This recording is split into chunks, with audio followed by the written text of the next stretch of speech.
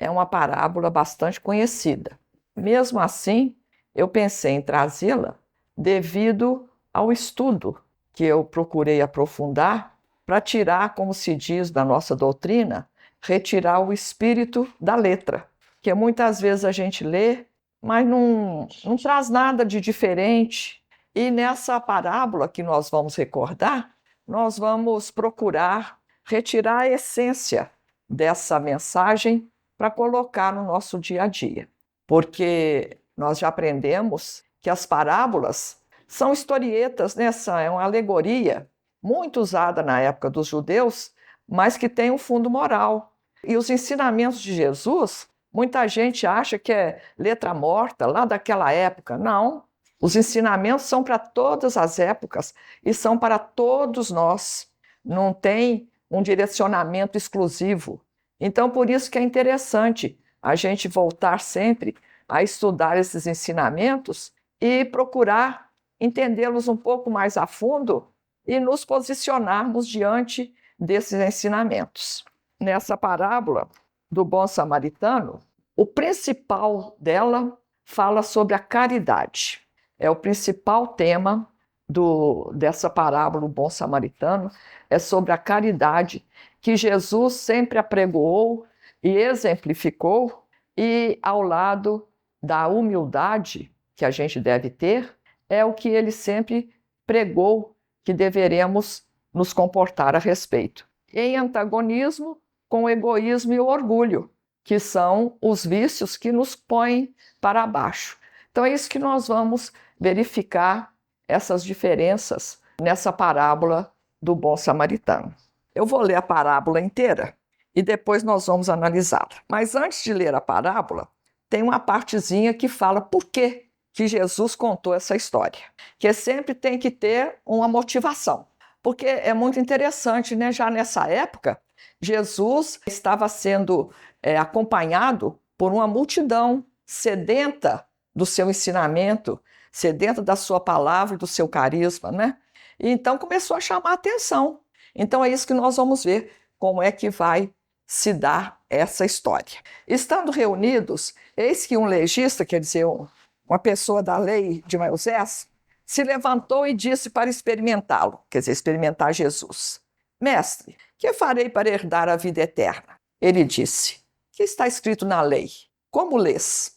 E então ele respondeu, amarás o Senhor teu Deus de todo o teu coração, de toda a tua alma, com toda a tua força e de todo o teu entendimento, e a teu próximo como a ti mesmo. Jesus disse então, respondeste corretamente, faze isso e viverás. Ele, o legista, porém, querendo se justificar, disse a Jesus, e quem é meu próximo? Quer dizer, ele queria uma explicação, ele é o conhecedor da lei, mas ele queria mesmo testar Jesus, provocar Jesus. Aí então, Jesus conta essa parábola. Um homem descia de Jerusalém para Jericó e caiu nas mãos de salteadores, que os despojaram e, espancando, se retiraram, deixando-o meio morto. Casualmente descia pelo mesmo caminho um sacerdote, e vendo, passou adiante. De igual modo também, um levita, atravessando esse lugar e vendo, prosseguiu seu caminho. Mas um samaritano, que ia de viagem, chegou junto dele e, vendo-o, moveu-se de íntima compaixão e, aproximando-se, cuidou de seus ferimentos, aplicando-lhes azeite e vinho. Depois, colocando em seu próprio animal, conduziu a uma hospedaria e cuidou dele.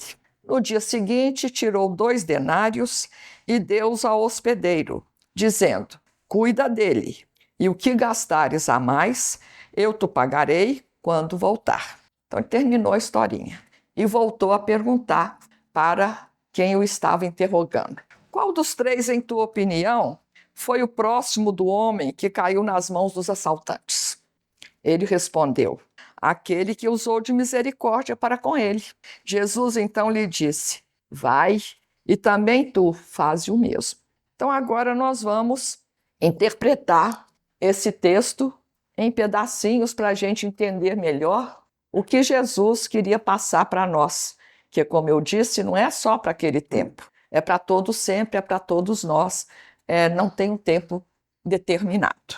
Então nós vamos começar com essa primeira parte. Descia um homem de Jerusalém para Jericó e caiu nas mãos dos salteadores, os quais o despojaram e, espancando, se retiraram, deixando meio morto. Então nós temos que ver ali vários fatores para a gente analisar. Primeira coisa, que é um homem. Não falou que tipo de homem que era esse, se ele tinha, que profissão que ele teria, qual o seu tipo físico, o que ele carregava. Só diz que era um, indefinido. Por isso que eu disse que é para todos nós. Não tem um direcionamento. É para todos, né? Então descia um homem de Jerusalém para Jericó.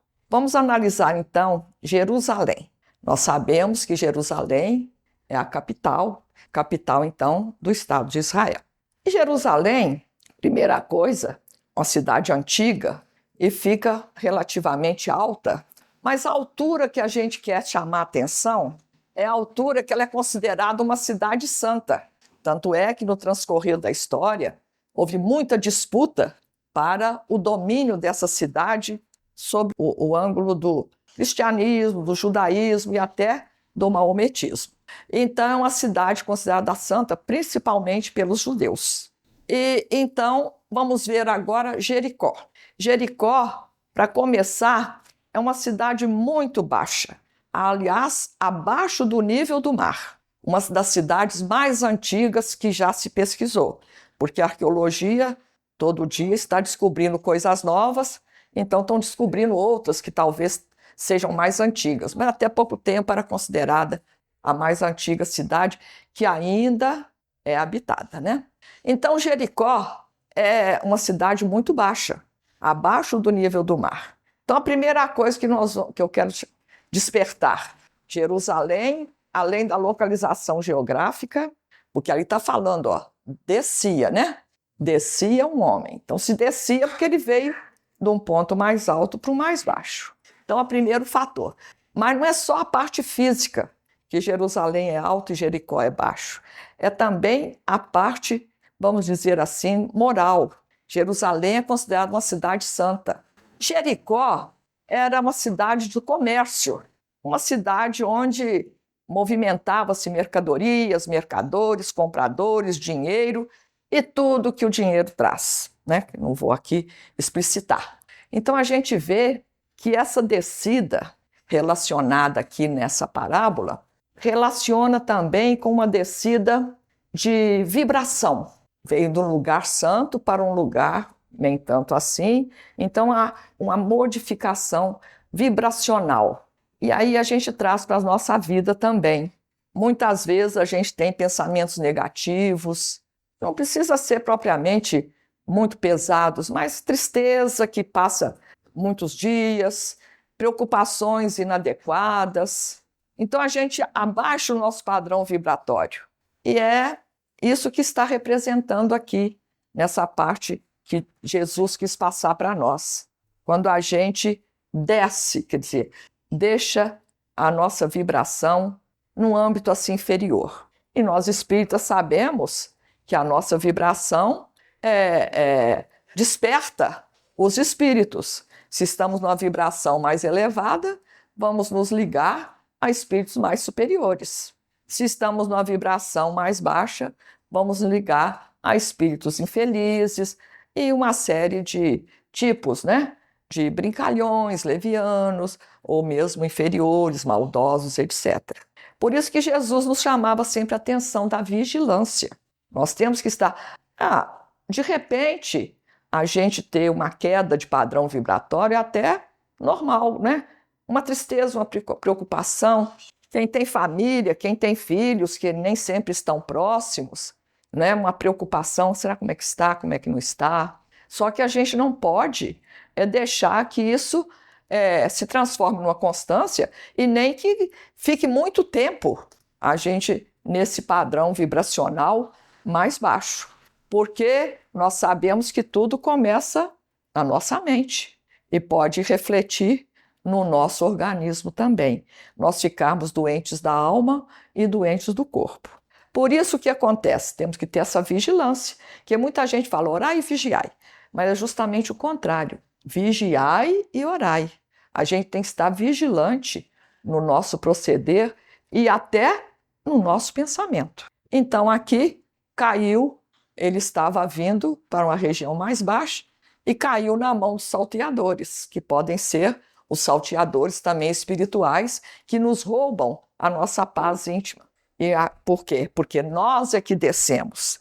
Sempre nós é que damos a chance. Por isso, a necessidade da vigilância. E é isso mesmo que acontece, né? A gente fica meio morto, fica para baixo, fica aborrecido. Então é preciso que a gente modifique esse nosso padrão, procurar elevá-lo o mais rápido possível. Eu, como fui criada com muita música, e que eu sou descendente de espanhol e italiano, povos muito alegres, eu logo começo a cantar. Qualquer coisa, não precisa ser coisa religiosa, não. Que a música muda o nosso padrão vibratório, porque é bom que a gente modifique esse padrão mais depressa que a gente puder. Ocasionalmente descia pelo mesmo caminho certo sacerdote da religião lá dos judeus, né? E vendo, passou de largo. E de igual modo também um levita, chegando àquele lugar e vendo, passou de largo. O homem caído, ferido, assaltado, quase morto. O sacerdote não é o religioso, não é aquele que sabe que tem que prestar socorro, não é aquele que aprendeu lá com as leis de Moisés, que ali no caso, né, o sacerdote da religião judaica, mas ele não quis se misturar, ele não quis socorrer o homem. Como diz ali, ó, passou de largo. E isso acontece até hoje. Primeiro vou falar sobre a parte das religiões, né, das igrejas. Muitas vezes os sacerdotes atuais também não querem envolver, querem cumprir o culto, igual os daquela época, preocupados com a parte dogmática, com a parte, o que diz a religião, mas não quer chegar até o necessitado. Um detalhezinho que eu esqueci na primeira parte, e que é muito importante, que aqui não aconteceu, mas deveria ter acontecido, é quando a gente chega até o outro, é uma maneira também de descer, mas não descendo o padrão vibratório, é descer até aquele que está necessitado, aquele que precisa da ajuda.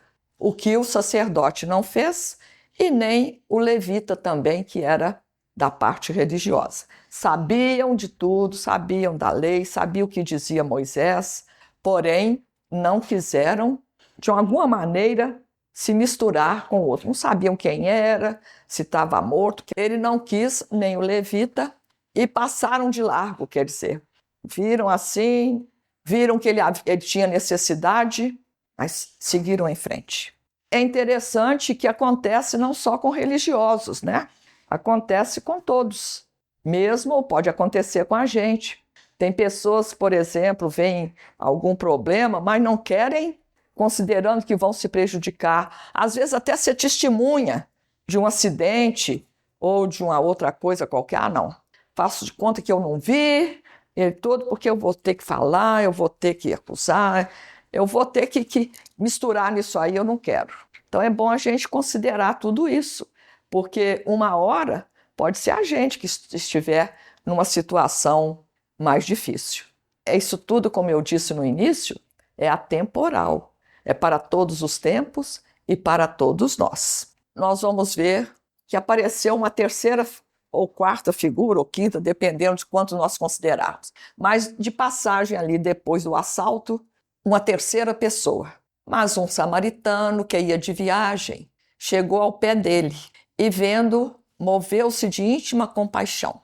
Outra vez, não está designado quem é um artigo indefinido. Não fala, porque lá falou o sacerdote, o levita. Aqui não fala, não fala em título desse samaritano. Um samaritano. Mas muita gente já leu várias vezes essa parábola, achou muito bonito, até colocam-se em nomes de hospitais, o bom samaritano. Mas poucos sabem quem era o samaritano. Então eu resolvi trazer uma explicação para que todos se posicionem. Que figura é essa do samaritano? Então nós vamos ter que voltar lá na Gênesis para a gente verificar. Vocês já ouviram falar dos patriarcas, né? Dos judeus. Vem o Abraão, que é o primeiro, Isaac, seu filho, e depois o Jacó. O Jacó que Deus depois, segundo a Gênesis, o rebatizou de Israel. Jacó passou a se chamar Israel. Jacó teve 12 filhos. E na época, depois teve toda aquela história, foram prisioneiros lá no Egito, né? Foram escravizados. Depois teve o êxodo com Moisés e tal. Quando chegaram à Terra Prometida, já era um número grande, os descendentes desses 12 filhos de Jacó. E então foi preciso que o Josué, o substituto do Moisés, distribuísse todo esse povo pela terra prometida que eles haviam conquistado a duras penas. Então dividiu pelas 12. Ou melhor, o dos levitas, eles ficaram para tomar conta de tudo que se relacionasse ao templo, à religião, à Arca da Aliança.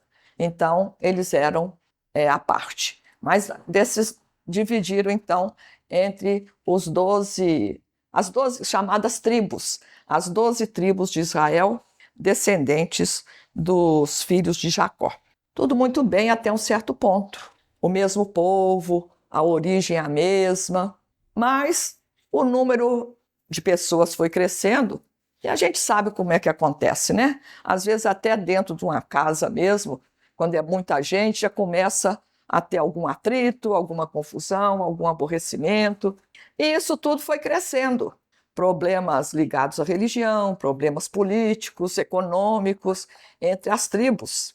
Depois de vários exílios, né? Porque teve depois o da Babilônia, o Egito e tudo. Quando voltaram o pessoal do exílio na Babilônia, que eram os judeus, e reencontraram o povo que estava, o atrito ficou tal que resolveram dividir. A parte norte ficou o Estado de Israel, com capital em Samaria. Aí vem samaritano. E ao sul, as tribos de Judá e Benjamim, formando o Estado de Judá. Por isso que fala o rei de Judá. Aí vem Davi, da linhagem, nos nasceu Jesus e tudo. Então, entenderam quem são os samaritanos? É o mesmo povo, a mesma origem, mas se desentenderam, criando, então, dois estados separados. Separados e adversários, porque, apesar de seguir a mesma religião, mas os samaritanos ficaram muito ligados à parte do Pentateuco, que são aqueles 5 livros de Moisés. E não aceitavam os outros livros que foram acrescidos. Eles tinham os próprios. Também não queriam vir a Jerusalém, que era a capital de Judá, do Estado judeu, para as festas religiosas. Fizeram seu próprio templo. Então, houve essa inimizade. É interessante a gente ver isso, primeiro para entender quem são os samaritanos, e depois por que Jesus foi pegar essa figura. Ele poderia ter colocado outra figura para fazer o que foi feito. Mas ele foi justamente buscar um que para os judeus era um inimigo, era um adversário. E eles consideravam eles até hereges, que estavam fora da religião que eles seguiam. Eram desprezados, eram perseguidos. Então Jesus foi justamente buscar uma figura no meio desse povo, que Jesus considerava igual, considerava pessoas boas. Não tinha essa discriminação que os seus contemporâneos tinham. Ele foi buscar justamente para chamar atenção, porque para fazer a caridade não importa quem é a pessoa. Por isso que ali está um artigo indefinido. Não tem importância quem é, que religião que é, de que país, é fazer a caridade. Então, já sabendo agora quem são os samaritanos, vamos seguir em frente. Chegou ao pé dele e vendo, moveu-se de íntima compaixão. Olha a diferença. O outro que se dizia o tal, que seguia a religião, a lei de Moisés ao pé da letra, o outro não os outros, né? Porque é sacerdote e o levita. Passaram de largo, deram uma olhada assim e prosseguiram. Ele, que era considerado herege, um povo diminuído aos olhos dos judeus, ele é que teve compaixão por aquela pessoa caída à beira da estrada. Então ele se aproximou, né? E aproximando-se, atou-lhe as feridas, aplicando-lhes azeite e vinho. É o que ele tinha. Não tinha ele não era médico, não estava preparado. Aliás, nessa época, eram muito usados esses dois produtos para ferimentos. O vinho era para fazer asepsia, fazer a limpeza da ferida. E o azeite também, um óleo ali, para ajudar nos ferimentos. A gente vê que ele fez o que ele podia fazer. Primeiro ele atendeu aquele homem, parou para dar atenção a ele, ver a sua dificuldade. Isso aí é exemplo para nós, que muitas vezes a gente pensa numa pessoa que está com necessidade, a gente resolve uma esmola, uma roupa e despede, não dá a atenção devida. É interessante muitas vezes trabalhar no bazar, porque as pessoas nem sempre vão ali em busca de uma roupa ou de outra coisa. Às vezes elas querem atenção. Muitas vezes você não precisa nem falar nada. Às vezes elas só querem um ouvido. São tão carentes, tão deixadas de lado, que muitas vezes elas querem alguém que as ouça. Nem precisa falar, não é para dar conselho nem nada, não. Só estar ali ouvindo, dando atenção. Porque dar esmola é muito fácil, dar uma roupa que eu não uso mais, dar um alimento. Mas nós precisamos de ter esse exemplo. A caridade não é só isso, muito pelo contrário. Ele teve compaixão do assaltado, aproximou-se dele e fez o que pôde para minorar o seu sofrimento. Mas deixou ele lá? Não. Olha o que ele fez. Pondo-o sobre a sua cavalgadura. O homem estava a cavalo. Ele cedeu para ele o seu meio de transporte. Ele não tinha como levar o homem no braço. O homem não estava em condições de andar. Então ele colocou o ferido sobre a sua cavalgadura e o levou para uma estalagem. Toda vez que a gente lê algum fato dessa época, a gente nunca vê falar em hospital. Não tinha hospital. Era uma hospedagem, era uma hospedaria, uma estalagem. Era um local de passagem, né, que se hospedava ali e ia em frente. E ele, então, levou-o para uma estalagem e cuidou dele. Então, ele prosseguiu. Ele o viu, teve compaixão dele, procurou saber qual o seu problema, cuidou dos seus ferimentos, mas não parou por aí, ele prosseguiu. Tudo isso é para a gente pensar como é que a gente age no nosso dia a dia. Às vezes até com pessoas mais próximas. Aí é para a gente fazer um balanço do nosso procedimento. Ele completou o seu trabalho. Então vocês veem que é interessante. Ele procurou tirar essa pessoa daquela situação difícil. Como é que ele ia deixar ele ali? Cuidou dele, tudo bem. Mas ia deixar ele ali, largado, no tempo. Ali talvez fosse difícil chover, mas poderia ter um sol causticante. Então, não, ele procurou levá-lo para uma hospedaria, porque ali ele teria um conforto, teria alimento, teria outras formas de refazer o seu organismo, dar a ele um apoio maior. Então, ele não parou por aí. Ele levou, cuidou dele, mas no outro dia ele tinha que continuar, ele não estava viajando. Ele precisava prosseguir a sua viagem, porque ali não diz, mas parece que um homem de negócios, que ele estava viajando para outra parte, né? Também não parou por aí, olha. Ele falou para o hospedeiro, vou deixar com você, e partindo ao outro dia, tirou 2 denários.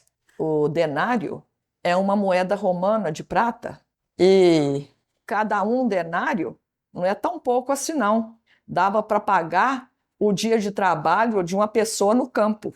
E ele deixou 2. Deu-os ao hospedeiro e disse-lhe, cuida dele, e tudo que demais gastares, eu te pagarei quando voltar. Então vocês veem que o atendimento foi em todo sentido. Ele queria realmente que aquele homem se recuperasse.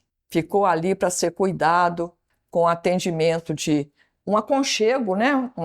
Uma casa, ele não estava mais largado no tempo, ele estava ali protegido das intempéries, com alimentação, vestido ou pelo menos coberto, estava com o atendimento que ele necessitava e que no momento era o possível ali para ele, né?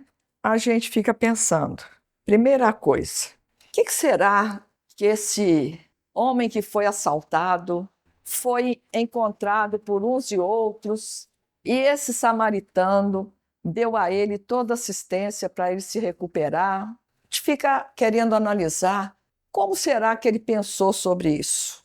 Caído lá, ele ia acabar morrendo mesmo, saindo sangue dos ferimentos, num lugar sem recurso.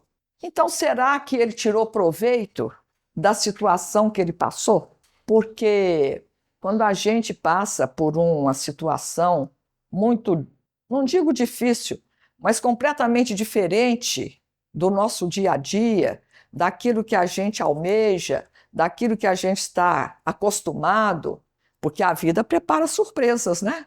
Boas e nem tão boas. E a gente tem que tirar proveito disso, tem que tirar uma lição disso aí.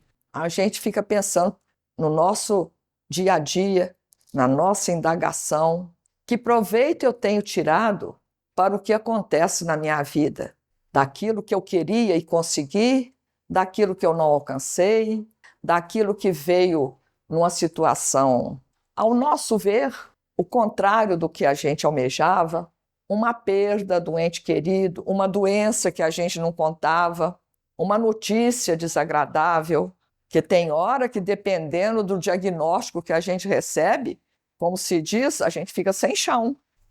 Mas e depois que a coisa passa?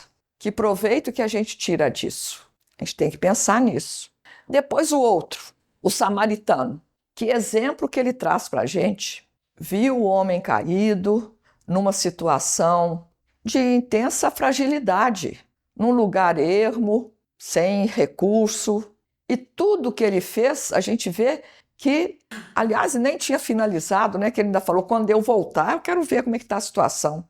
É um exemplo para a gente ver o que nós estamos realizando na nossa vida, conosco mesmo, com os nossos familiares, nossos amigos, colegas de trabalho e desconhecidos, porque às vezes chega uma pessoa na vida da gente de uma maneira inesperada, vamos dizer assim.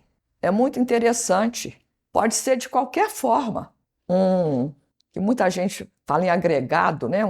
Uma pessoa que às vezes nem é da família e tudo, mas começa a conviver com a gente. E como é que é o nosso relacionamento? Porque às vezes é difícil o relacionamento do subalterno com o superior e vice-versa. Então a gente tem que considerar tudo isso. Como é que eu estou procedendo? Será que eu estou imitando o samaritano? Será que eu já faço um pouquinho? Que às vezes a gente ainda não faz isso tudo. Ou será que eu procedo como o levita e o sacerdote? Não estou nem aí. Não, não é problema meu. E às vezes a pessoa está próxima da gente. Já não estou falando parente de sangue, mas às vezes de uma outra forma. E a gente acaba também tendo responsabilidades. E até o hospedeiro. Será que ele cuidou bem dele? Que na parábola não diz. E se ele cuidou, ele tem mérito? Ele está sendo pago. Mas e um profissional que trabalha também por um ordenado, né, um salário? E se ele faz bem o seu trabalho? Ele também não tem merecimento? Não é só porque ele está sendo pago que não quer, é que ele poderia não fazer o trabalho de acordo, como vários profissionais não o fazem. E se ele fez, ele também tem o seu mérito, mesmo sendo remunerado, mesmo o samaritano tendo deixado para ele o dinheiro e ainda falou, se você gastar mais, eu vou te restituir. Todos esses elementos dessa parábola devem ser analisados para o nosso entendimento e a nossa vida, para a gente verificar o nosso proceder. Porque, como eu disse no início, a parábola que era sempre utilizada por Jesus e muito utilizada na sua época pelos seus conterrâneos, tem um fundo moral, tem sempre um desfecho ali doutrinário para que a gente pense a respeito. Como o que Jesus ensinou foi para todas as épocas, nós estamos incluídos também. Então temos que pensar onde eu me coloco nessa história? Quem sou eu nessa história? E aí a gente descobre, às vezes, que não estou muito bonito na foto, né? Eu não faço isso, eu faço aquilo e tal. Mas não é para a gente desanimar, porque muitas vezes a gente pode se culpar por fazer errado ou por deixar de fazer o certo. Mas não é para paralisar nisso, não. Nós não podemos ficar paralisados quando não procedemos de acordo com os ensinamentos do nosso mestre. Temos é que modificar o nosso proceder, pedir ajuda, não só aos espíritos, mas também a familiares, a amigos. Nós nos ajudamos mutuamente, mas basta que o outro também queira ser ajudado. Porque tem pessoas que às vezes não querem.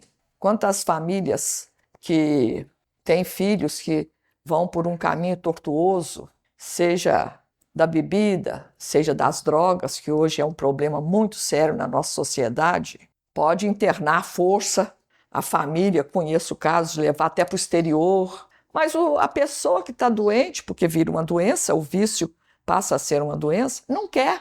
Ele quer prosseguir. E também não é só nisso, às vezes até em procedimentos de crimes. Já vi há pouco tempo, numa reportagem, o moço foi preso e ele falou, me prende mesmo, porque se eu for solto eu vou fazer a mesma coisa. Então, quer dizer, não quer. Então, se nós estamos ouvindo esses ensinos de Jesus, estamos sendo chamados à atenção, vamos ver em que pé que nós estamos, porque nós estamos aqui com o objetivo da nossa reencarnação. Muita gente acha que é um castigo, mas é uma oportunidade. Nossa oportunidade de nos melhorarmos. Se já chegamos até um ponto, temos que ir mais adiante. Mais adiante, mais adiante. Será que vamos conseguir sermos completistas? Completar o nosso planejamento reencarnatório nessa encarnação? Eu, para mim, acho muito difícil para mim. Mas vamos continuar caminhando, vamos continuar procurando o nosso caminho. Agora, para terminar, a respeito dessas descidas, desses padrões vibratórios que a gente dá umas escorregadas de vez em quando, é muito interessante a outra parte. Vocês já pensaram, ou já ouviram falar, ou já leram, ou qualquer outra coisa, como Jesus teve que se preparar para encarnar aqui no nosso planeta de provas e expiações? A sua altitude como espírito superior, puro, como é que ele teve que vir abaixando o seu padrão vibratório para poder tolerar esse nosso planeta? Então é muito interessante. Ele fez isso por amor à humanidade. Então, quando a gente se abaixa para atender alguém que está numa situação pior, inferior, necessitada, nós estamos baixando o nosso padrão vibratório para chegar até ele. Aí sim, aí é outra situação, é para auxiliar. Então, seguindo o exemplo do nosso mestre, que teve que abaixar o seu padrão vibratório, para quê? Para nos elevar, para trazer o evangelho para nós, a boa nova, que pôde nos sustentar e nos colocar numa situação melhor. Aí é outra coisa. E terminando de contar essa parábola, Jesus perguntou ao legista, que eu havia interrogado, qual dos três, em tua opinião, foi o próximo do homem que caiu nas mãos dos assaltantes? Ele respondeu, aquele que usou de misericórdia para com ele. Jesus então lhe disse, vai, e também tu faze o mesmo. Então, isso é para nós. Também nós devemos fazer o mesmo, sermos o próximo mais próximo. E aí a gente vê que esse próximo mais próximo, muitas vezes, está tão próximo de nós que nós às vezes nem percebemos. Às vezes alguém muito próximo de nós está necessitado. Nem sempre é de dinheiro, nem sempre é de alimento, nem sempre é de roupa, mas é de atenção, é de carinho, é de ouvido. A gente tem que pensar nisso. A vigilância tem que ser constante. Inclusive, não é vigiar o outro, não é isso não. É uma vigilância que está em nosso entorno, para a gente poder, às vezes, alcançar esse outro que é nosso próximo e que está precisando do nosso auxílio. Aí a gente vê como é interessante a busca de Jesus no samaritano, que era considerado inferior. E não é assim que muitas vezes a gente pode pensar que o outro não tem mérito? Ele não tem título, ele não é importante, mas todos nós somos importantes. Então a gente tem que pensar isso. Todos nós temos a nossa importância, e principalmente para o nosso Pai, que todos nós somos filhos do mesmo Pai, todos nós somos irmãos. A gente tem que pensar nisso, né? Que para os judeus era um povo inferior, desprezado. Mas ele que Jesus foi buscar justamente para representar. Aquele que tem amor no coração, teve compaixão pelo necessitado e atendeu a ele em todas as suas necessidades.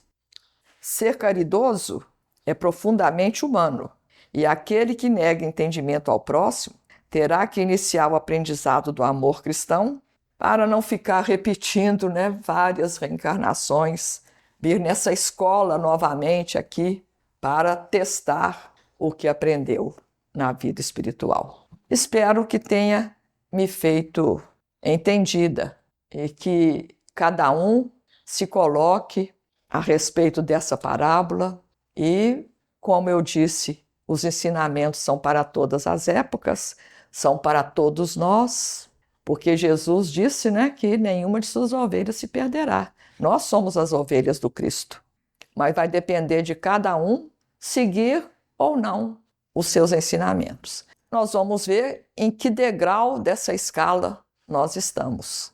Se ainda vamos nos considerar, estamos muito embaixo, não tem importância. Toda caminhada começa com o primeiro passo mesmo.